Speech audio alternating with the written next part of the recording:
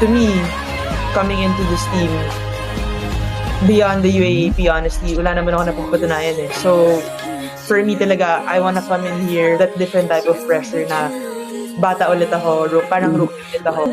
Again, you know, like I said, I proved nothing in this league. It is time for our medals. From the Cream Line Cool